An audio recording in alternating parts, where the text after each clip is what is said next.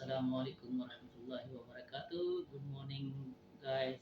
Today I'm from Tangerang. Saya lagi ini mau bikin video salah satu untuk ajaran teman-teman tentang we want to explain scholarly writing articles or dissertations for master and PhD students and meanwhile the bachelor students graduation are achieving their awards in graduation can also get benefit from this video. So first of all, we will be describing the outlines for writing dissertations or theses or some research papers. So basically, there are some contents or components for that. So first of all, we will start from the cover page. On the cover page, we can mention the title of the research, what we are going to talk about, like if we are conducting research about CSR affects the financial performance. So we will be formulating a research topic regarding that. So it will cover the university name and your research topic and your project details, everything. And then the second page can have you, if you want to have a copyright, which will be protected under your Copyright Act or the regulations of copyright. And then in the third page you can mention the acknowledgement. On acknowledgement you can give some support. You take some support from your professors, your family members, so you can mention their help and support on the acknowledgement page.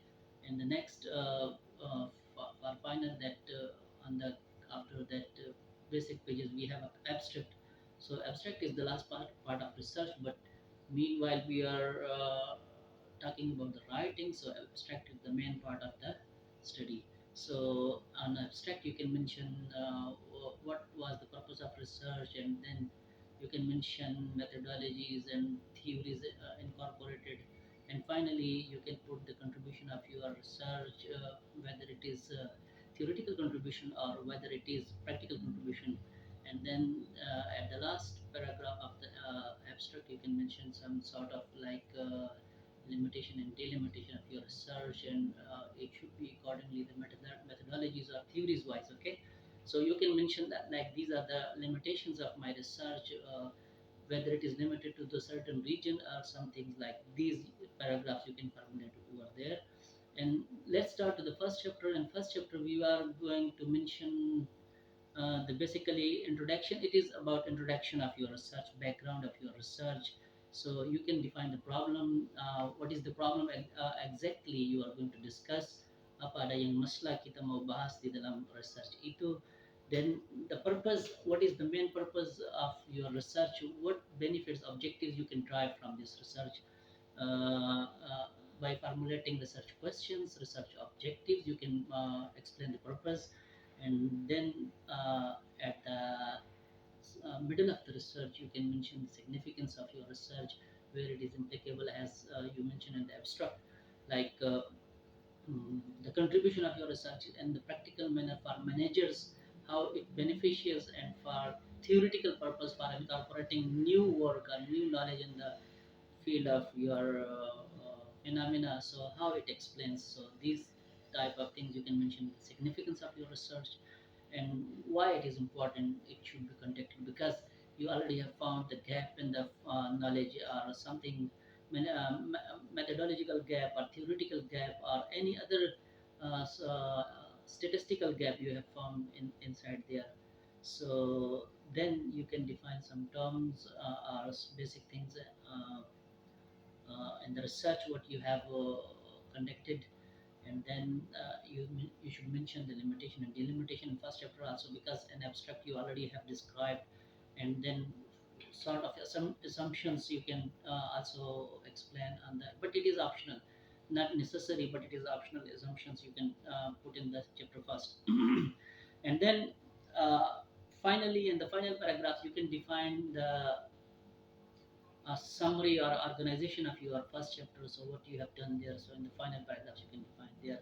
Now we are going to we will be jumping to the second chapter, in which we will talk about the literature review or the theoretical incorporation, or what sort of theories you are going to take there, and what sort of literature review you are going to do. First of all, it is very big and vast field, very clear field for explaining literature review. So literature actually you are taking from the previous studies, and you are explaining that something happens in the future, in the past, years ago, or what time you can mention the classical time. So then while explaining, so you should begin with the subsections explaining that this material is about this, because you have already selected the models or phenomena there or variables, so each variable should be discussed there in the second chapter while explaining there. But the main purpose of the second chapter is to explain where is the gap in your study. So what is the purpose you have already mentioned in the first chapter. In the second chapter you can be describing that this is the purpose and there is the gap, it should be filled by some innovative knowledge, so that you are going to conduct in your dissertation. Okay, so this chapter you should start with the listing like subsections and sections, and use frequent headings for each section. Okay, so that could help the readers to properly organize, for proper organization of your studies, and it will be easy for them to read it out and go through that. Okay, uh, so this chapter should be maximum 40 pages untuk pula this chapter ini harus ada sampai dari 20 sampai 40 halaman. So then we are going to consider the next chapter. It is methodology section. So after theoretical, depending, or you are incorporating theories inside there. So now the time is to describe about your methods, what sort of methodologies, what sort of epistemologies, what sort of ontologies you are believing in, how you will be explaining that study. So in this chapter, begin with the paragraph explaining the purpose of your studies, because you are going to memorize or the memory fresh for the readers. So this chapter can be memory fresh for the readers. So then you should also purpose of the study, and then describe the literature review, what you found from there, and what was the, by creating a table of consistency gap for gap. So that table, after creating that table, you can define in the methodological section that there was a gap because of what it was, because of method, because of qualitative or quantitative method, or it was because of the theories was not properly incorporated, because the software, statistical software, was not properly used.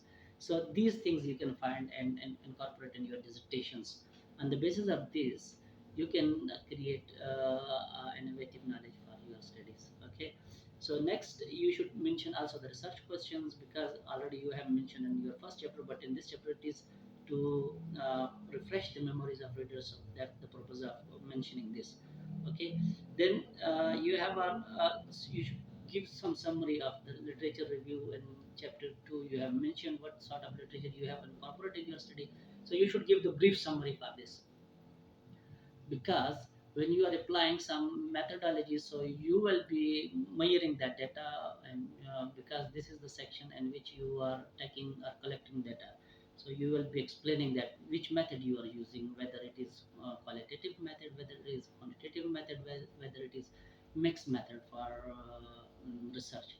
So you should explain the framework properly, that this is the mixed method, or this is only the uh, for qualitative method, or this is quantitative method. Okay, so then in this method you can be describing data collection methods. So for data collection you are using two components, like first you will be describing that how you have collected data on the data set, and what sort of populations was there for your research, and what type of sample you have collected from the population. Okay, so next in this chapter you will be talking about these things and explaining uh, your role also. So how you have conducted research, what was the survey, and how you created the research questions. Okay, so survey questions are interviews or anything you have conducted, or if it was secondary data you have collected from the annual reports of the companies, or